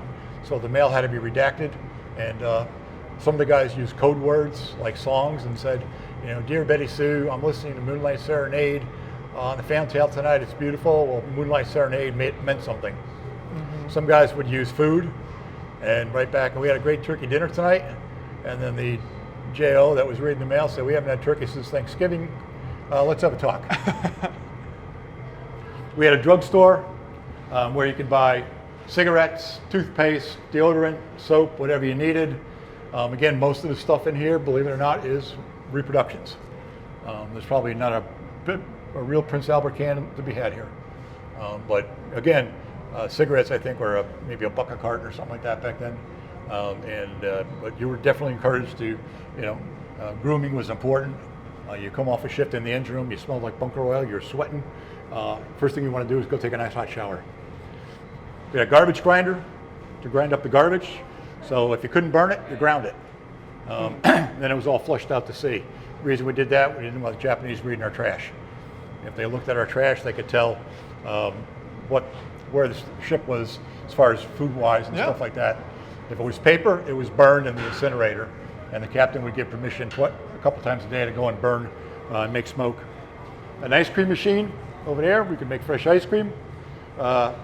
Didn't use milk, we used powdered milk, oil, water, and then food flavors. And if we happen to get a fresh load of fruit in, we might throw some pineapple or peaches or something in there. They also used it to bargain with other ships. So we'd send over a couple of 5-gallon cans of ice cream, and they'd send over some fresh fruit or some movies. So everybody was a win-win. You had a whole market economy between the different vessels. We actually had a mechanical cow somewhere over here, but somebody left the gate open on the farm one day, and he took off, and we haven't seen him since. Again, we have another scullery. This is basically the same side as the other side, so we'll just kind of breeze through. So were men mostly contained to kind of the area they worked in, and you wouldn't really be going from like one end of the vessel to the other, or was there a lot of movement sort of throughout the No, you pretty much spent most of your time in either your berthing space or your working area. Now that's not to say somebody from one division wouldn't, talk to somebody from another, but basically it was a sort of like a group, and they were well knit. They had everybody's back. And it was really unusual for an officer, the officers stayed in officers' country and stuff. So there wasn't a lot of engagement that way unless you were working or you had a job. But for the most part, I've heard stories where guys say, they've gone to the reunions and said, where were you on the ship? You just didn't see them. Now you would see them when you mustered or you went on Liberty a lot of times. But even on Liberty, the guys that worked together in a certain division would hang out together, and that's kind of the way they worked. So this is just the other side of the galley. You can see there we've recreated Thanksgiving dinner. So when you were asking before what kind of food they ate, that's what they ate. Yeah.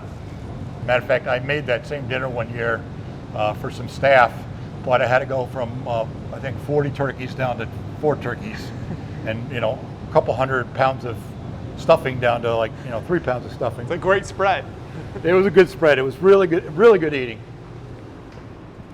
We had a butcher shop, so none of the food came in prepackaged. I have a half a side of cow hanging out down there. You'd have a pig, you'd have chickens, and they would bring it up the day before. It would be thawed. They'd cut it up. They'd put it down back in the reefer, and then bring it up for the next day's meals.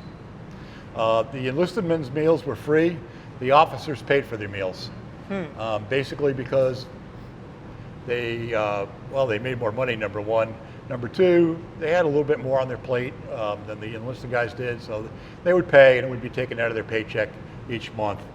So they would actually sell money from the ship store to the officers' mess, and they would have to pay the ship store back for whatever food they used.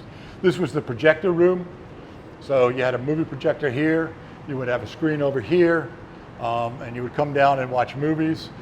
Generally speaking, this again was enlisted. The officers would watch the movies in the wardroom.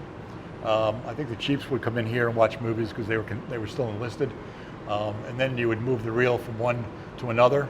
They usually got, often they got the first view of any movie that came out of Hollywood, just to keep things morale up. And they figured, well, who's going to write a review of a John Wayne movie in the middle of the Pacific? But oftentimes you watch the same movie 30 days in a row. If a ship didn't come over and resupply, or they had the same Abbott and Costello movie, it was like, well, all right, we'll keep what we got and keep on moving.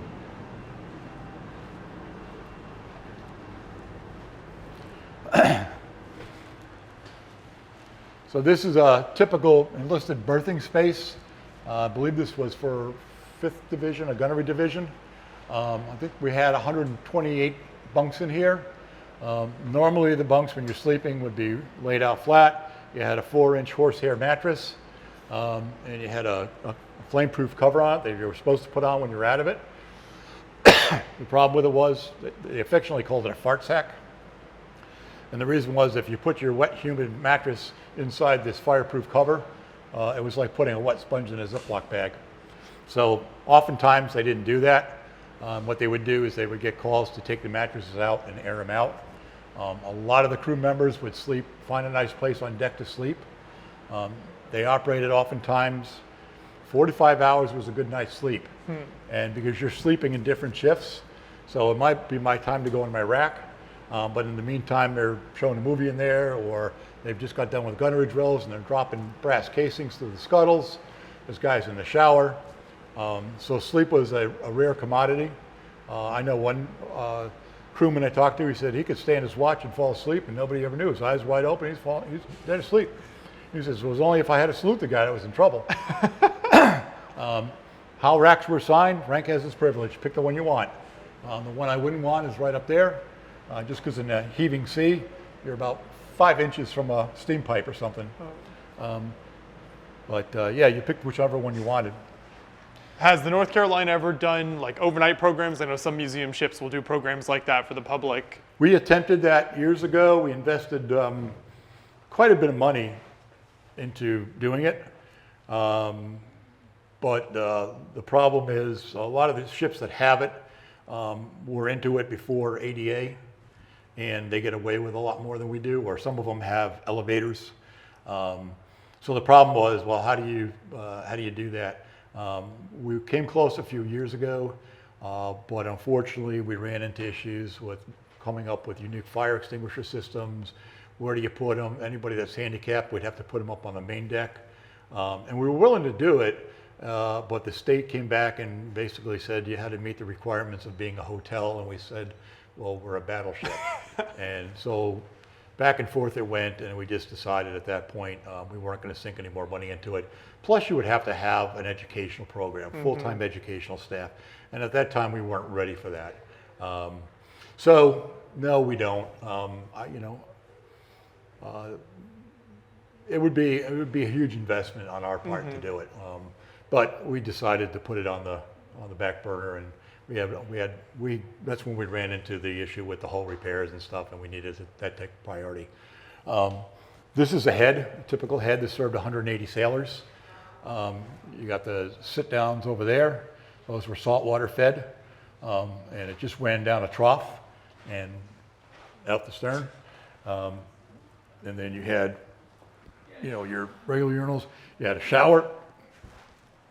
And in the Navy, if you've ever heard the expression a Navy shower, when you took a shower here, a bunch of guys, you get in, you get 2.5 minutes. So you turn the water on, you wet down, turn it off, soap up, turn it on, rinse off, and get out. And the reason for that is we had to make our own water. So we had evaporator units that would make the water for cooking and for the showers. Problem was they often broke down or didn't work quite well. So on a good day, you got a hot freshwater shower. On a bad day, you got a cold freshwater shower. And on a really bad day, you got a cold saltwater shower. Then you get out, next guy go in. So yeah. We always tell some of the tourists that come in here, the guests, tonight we want you to go home and, I want you, try taking a Navy shower. And a lot of the younger ladies look at us like we're absolutely out of our minds. But it makes sense when you think about the scale of the 1,900 guys on here. Well, yeah, more than that, 2,300. Yeah. This is where the chiefs lived. They were the senior enlisted on the ship, and they had their own space. They had their own washrooms. They had their own galley, and they had their own dining areas and stuff and bunks. And you can see they lived a little bit better. They had nicer tables. They ate off of dishes instead of metal trays. But basically, the chiefs were the backbone of the Navy. They were senior enlisted. They knew everything about their division. They knew every guy in their division that worked underneath them. They were like your father away from home. That could be good. That could be bad. If you had a really good chief, you were in good hands. If you had a really bad chief or he didn't like you, life wasn't necessarily always that comfortable for you. But they had funds. They would be down bailing you out of jail or out of the brig. If you needed an emergency, wanted to go home, they would supply it for you. So, this was really like having dad on board the ship. And then, of course, from there you went up to your officers. And the one thing the chiefs always told the officers is, do what I tell you to do, pay attention. In 6 months, you're going to be promoted and you'll be out of here. So, don't give me a hard time. I'll take care of you, but listen to me. Were there certain jobs considered more or less desirable on the ship that the guys would try to get? It depended on what, it kind of depended on, what you wanted to do. Yeah. I mean, oftentimes you would come in and you think you were getting one job and they'd put you down in the engine room or they'd put you in the laundry. And, I don't want to be in the laundry. It's 130 degrees. I don't want to be in the engine. Now, a lot of guys like the engine room, because it was off the beaten path and nobody came down and bothered you for less the most oversight. part. Well, less oversight. But, some guys would come in and they'd want to be trained as a radio operator, and then they'd end up doing something else. It all depended on your aptitude score. A lot of times you came in a boot camp, and then you went to what they call an A or a B school. So they say, what's your aptitude? Okay, well, my aptitude is electronics. All right, then you're going to go to radio school. Or my aptitude is this. You're going to become a radioman. And you would learn how to, on top of being a radioman and learn how to fix radios, you were also listening on the radios to all the traffic. You had to learn how to type up to 40 words a minute, in code. Mm-hmm. So it depended. They would like to try to put you where you wanted to be, but if there wasn't a billet open, you got the next best thing. Sure. And it was just it's just what it was.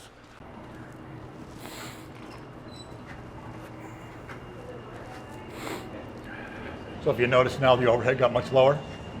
Watch out for these; they're painful. But this is our machine shop. We had a number of different shops on the ship. We had electrical, we had plumbers, we had pipe fitters, we had carpenters.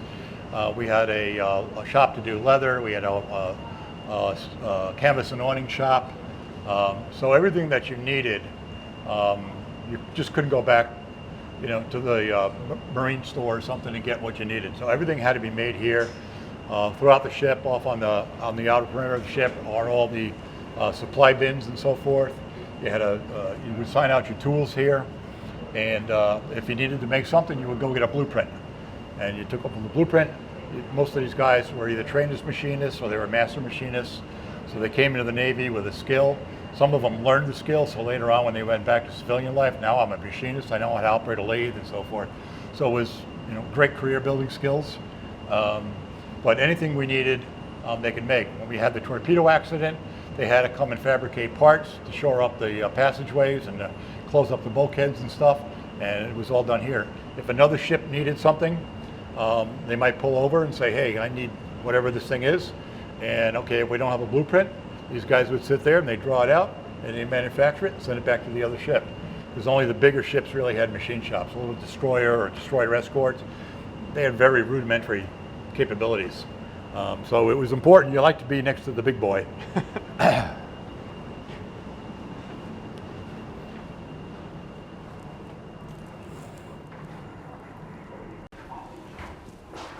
All right, so we're going into, this is a main battery plot. And actually, if you want to see what a 80-year-old computer looks like, that's a computer. They're about 4,000 pounds a piece. Took 7 guys to operate it.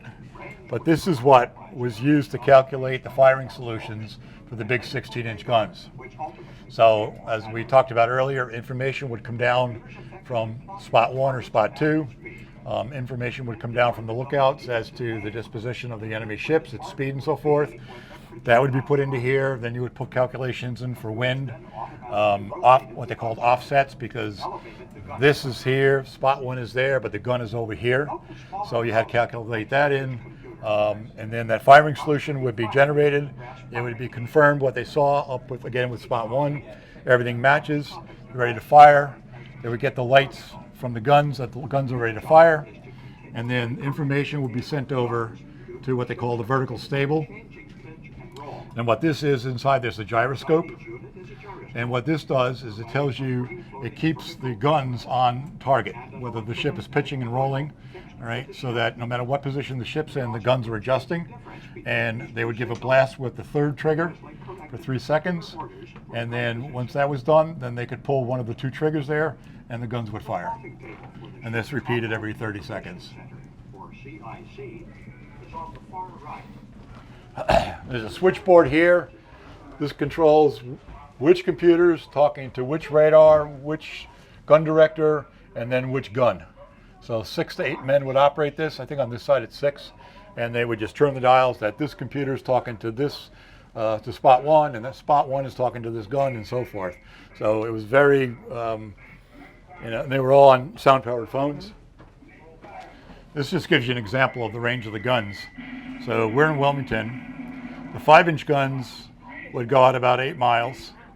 And then the orange circle is the distance that the 16-inch guns is. So when you go down, if you go down to Fort Fisher today, we could hit you. Yeah, it's an incredible range. This is what was the original main CIC. But again, we moved it up top in 1943. 44, and this became secondary CIC, so that in the event that got hit up there, you could always take it over from down here. The later classes of ships, the Dakota class and the Iowas, all had CIC down below near plot where it was safe. Up there, there's no armor where we were before, so if something came through, you were kind of a dead duck. This was another conning station where you could con the ship on. There used to be a wheel here. There was pedometers and compasses and so forth, but this is where you could steer the ship. That's one of the 2 master gyros. Without those, the ship doesn't steer, and the ship, you can't fire your guns. So they were very, there was 2 of them. There's one here, there's one aft. Back over there is damage control. So if the ship has to go into damage control, they actually determine who can open what on the ship, what hatches can be opened. If you're walking around, you'll see on the hatches there's letters and colors. That determines what condition the ship is in and whether that hatch can be opened or closed or not. Right here, you'll notice this cross. This means we're dead center on the ship. So I'm standing on the port side, you're standing on the starboard side. All right, and I'll just go over here and I cross the ship. Pretty cool. Thank you. Yep.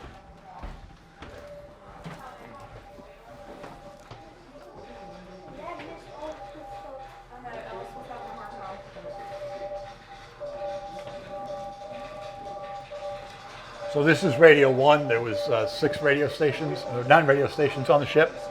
But this is the primary radio station, mostly for receiving. Again, we tried not to transmit anything to give us away. But every message that they picked up on, depending on which radio channel or which frequency it was, had to all be copied down on a typewriter. It was in code, so they didn't know what they were writing. And then if it was determined to be for us, they would send it into the decoding room to have it decoded. So it was very important for the radio operators to be able to type really well, because you didn't know what the word was, so you couldn't guess at it. And if you made a mistake, it could make a big difference.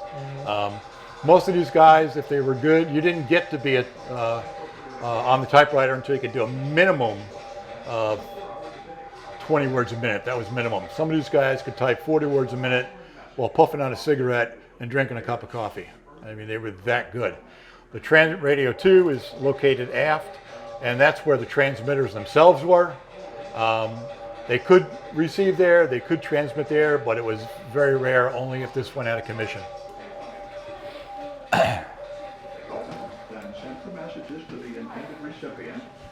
So in here we have the decoding room. So if you look in there, you'll see the deciphering machine. So the coding message would be given to the operator. He would use whatever code bank they were using that day to decipher the message. If it needed to go somewhere, they'd either have a messenger here, or they would put it in these pneumatic tubes called a rabbit.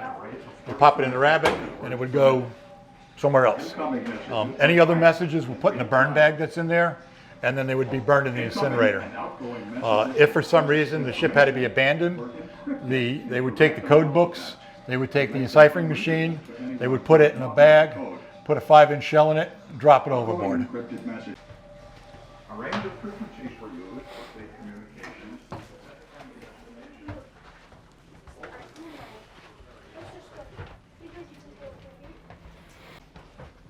Believe it or not, there's another radio room down there. Oh, wow. And then right above us here is the escape scuttle to get out of here in case of an emergency. I don't know about you, but I couldn't fit up there. Very tight. Very tight. So this is a secondary plot. So these computers are what was used to aim and fire the 5-inch dual mount guns. And the big difference between the two is these can do anything that those ones in the other room can do, but these also could track and plot enemy aircraft. So you would have to know the direction of the aircraft, the speed of the aircraft, the altitude of the aircraft, the direction it was going, and then you would put all that in there.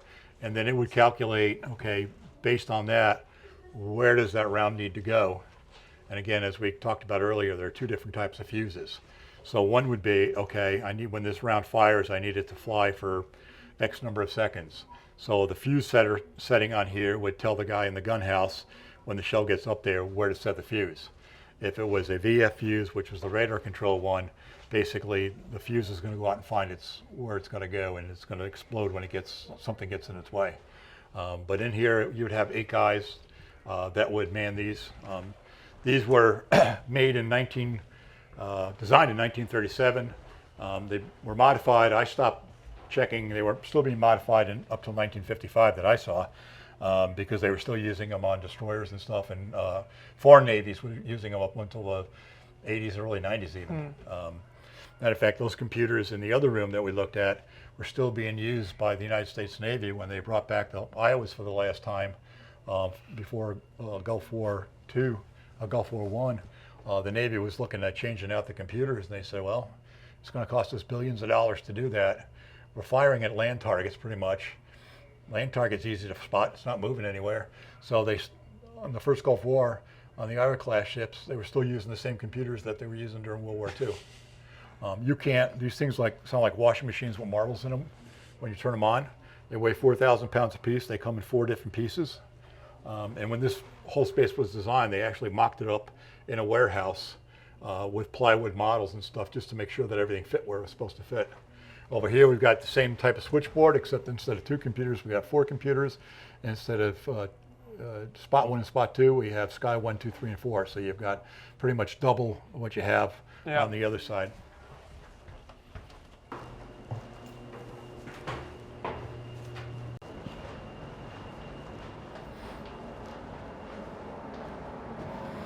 So when I used to reenact on the ship, I used to sleep right down there.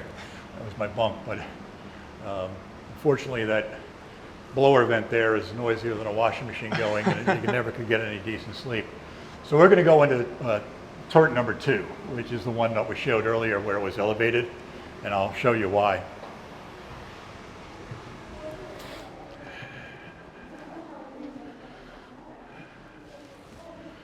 So this is turret number 2, and depending on the fire mission that you had, you may have armor-piercing shells, you may have AP common shells, you have a combination of both.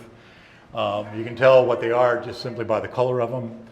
These are armor-piercing shells, and these would be used to ship or penetrating bunkers. This side of the deck is stationary, this ring moves, and this is actually the turret. So normally you would feed the hoist, which is over here.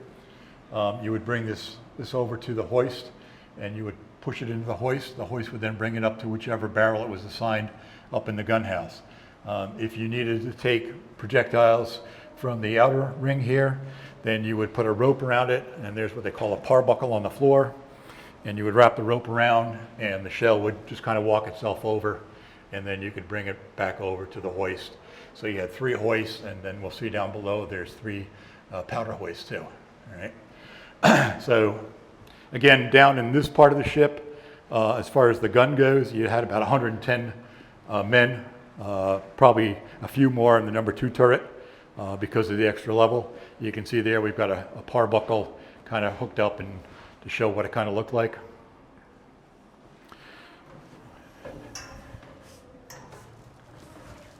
Was there concern over accidents very often here, or did that kind of thing not occur very often? The concern, well, there was the concern that you're moving around 2,000-pound pieces of steel. Yeah. So there's always the, opportunity for an accident. The real concern in the gun houses was the powder magazines. For the most part, the shells are fairly safe. Until the detonator's put in them, they're not going to really, I'm sure if there was a big enough explosion, they'd all go off, but usually the explosion you saw would be from the powder magazines. These blue shells here are practice rounds, so this is what we would fire if we were doing target practice. We're not going to waste a $10,000 armor-piercing round when we can set, plus the fact if you missed, it's just going to put a hole in something. It's not really going to cause any giant explosion. But you'll notice here, this is that mezzanine we talked about earlier. So this you won't find in turret number 1, turret number 3. If you look down below, you'll see the degrees of circumference on the bulkhead here. That's just basically so the guys, when they were down here, they had an orientation as to which way the turret was pointing. It was more of a issue psychological, I guess, than it was practical, but you knew, okay, if the gun house was pointing this way, the turret, you're at 300 degrees, that's where you're firing. Mm-hmm. By the way, the stairs here, that wasn't how you got down. You came down a ladder either through the turret or there was ladders over on the side you would get down, but we just put these here for people's benefit. Yeah. This is how you would bring your powder and your shells down. You would go up, there's a hatch above it, and you would just drop them down to the lower level. So all this had to be manhandled by hand with the aid of these units.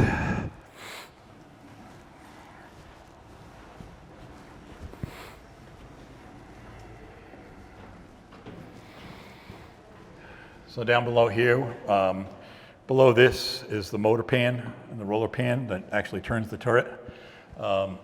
When they had to fire the 16-inch guns, they usually fired up the extra diesel generators just to generate the extra electricity that you needed.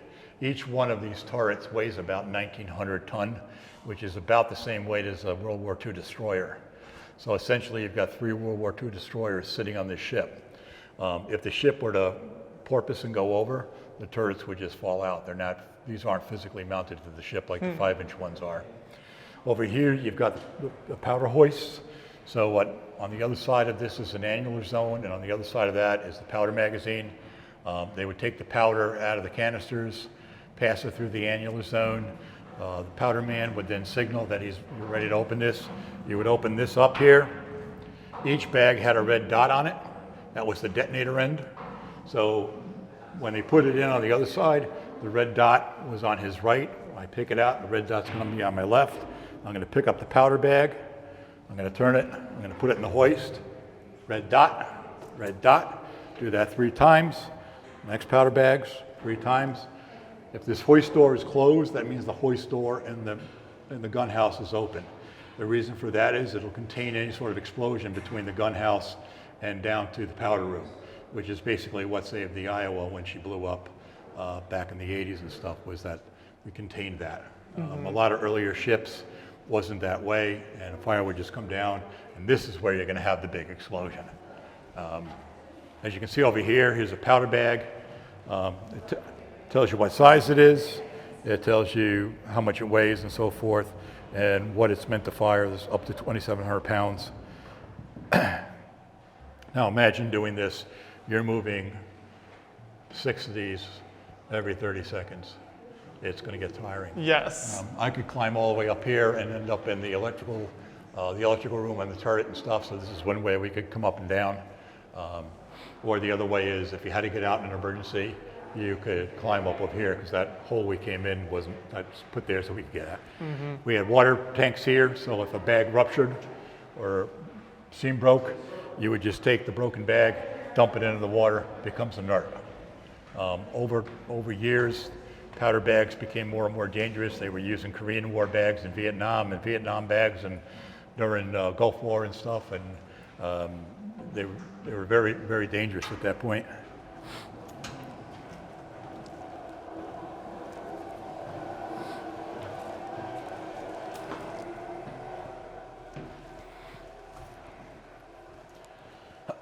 So this is the powder magazine for that particular gun. Each one of these containers held 3 bags of powder at 90 pounds. That's 270 pounds plus the containers, another 30. So let's call it 300 pounds. They're sealed up, they're airtight. And to undog them, you got to put a little crank on here. You'd open them up, you take your powder out, put it on the rollers, and send it on through. Again, these all had to be hand loaded down here. If you went into port for any length of time, a lot of times they would take the powder out. Not so much the shells, because again, the shells are fairly safe, but they would take the powder out just in case, especially if they were working on the ship and doing welding and stuff, they might take the powder out. If it was going to be in for a short period of time, they wouldn't do that. Yeah. And this was also air conditioned. This is one of the few places, there was a few spots on the ship that had air conditioning. That's it. It's just cold water feed pipes.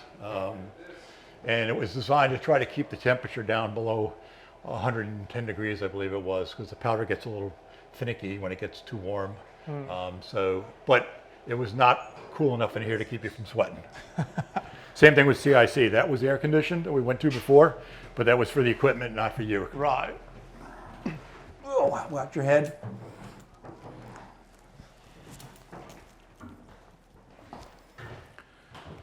So this is the evolution of the ships named North Carolina. We had the ship of the line, which fired that 6-inch canister. Then we had the armored cruiser, which was from 1908, 1921, part of the Great White Fleet. That's what it fired. And then this is what this whole thing comes together as. There's your projectile, and there's your 6 powder bags.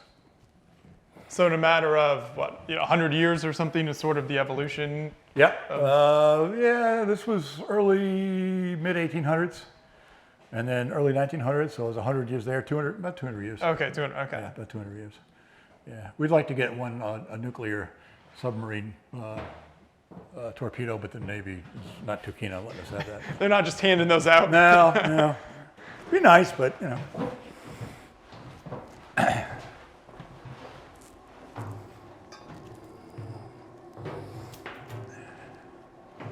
So this just kind of gives you an idea, of what that contraption looks like.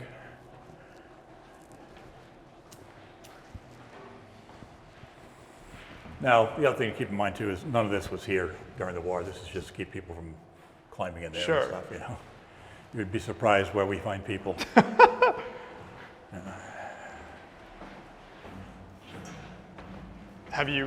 Is kind of continually adding safety features to the ship, or is that process pretty much done? And Well, we're very conscious of safety. especially for our guests. I mean, we always tell them the ship was not designed with OSHA. Right. You know, and when they walk around the deck, it's like, be aware of where you are. There's things to trip over. Please don't walk around with your camera like this and not paying attention to where you are, because, you know, you can fall easily. I can't tell you how many times I've gone down the ladder and missed the last 3 steps.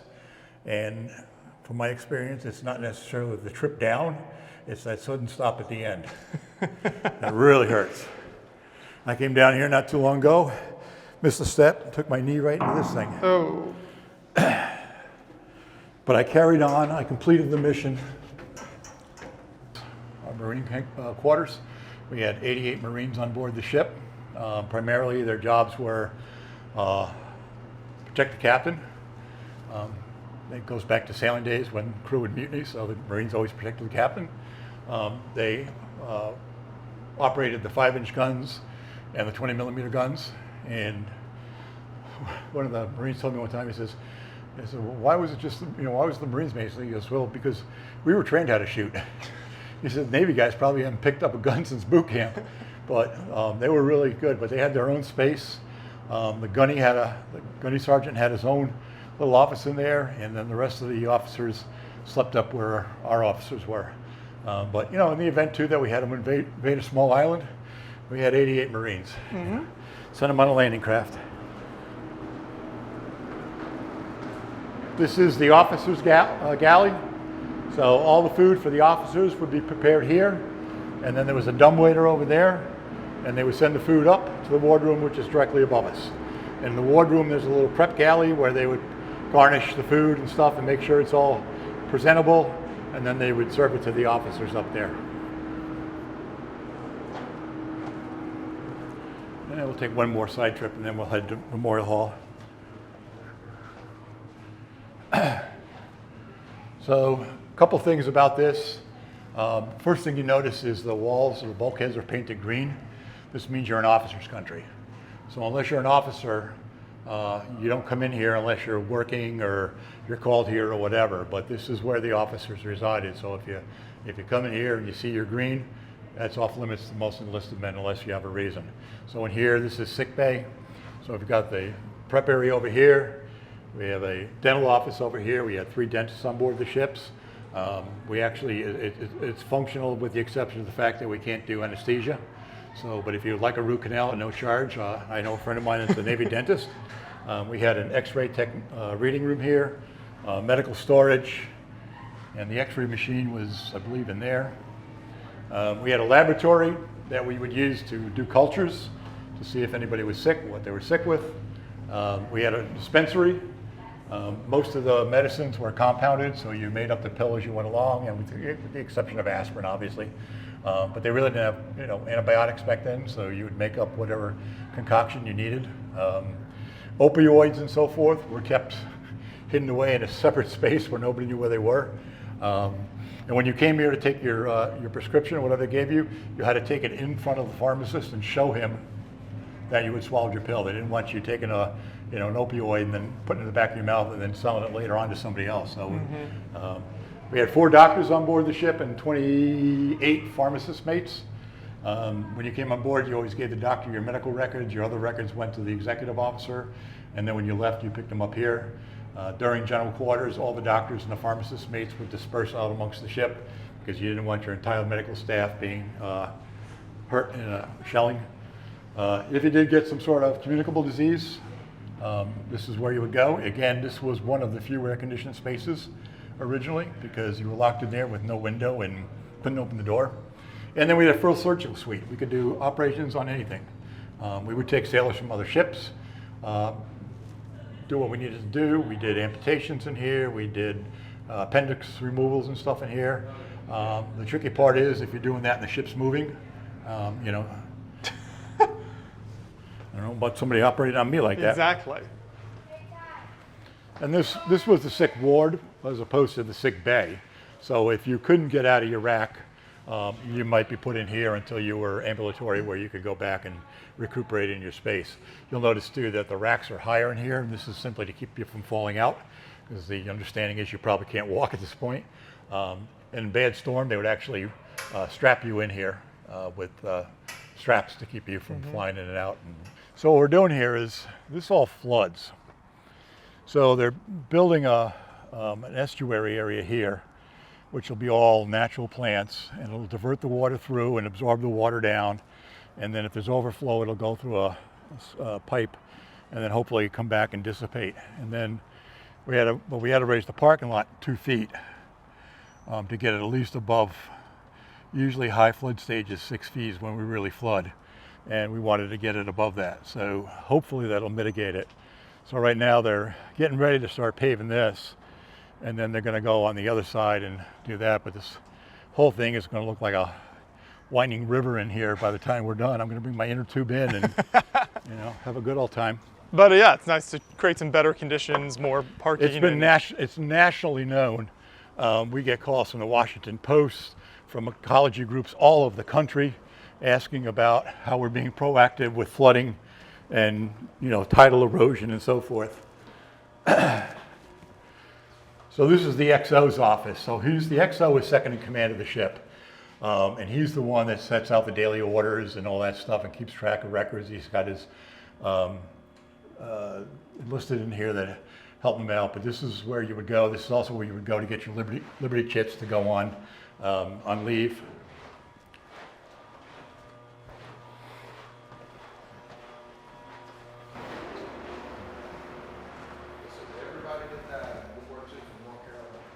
Yeah, so this is the reason we are here, this room.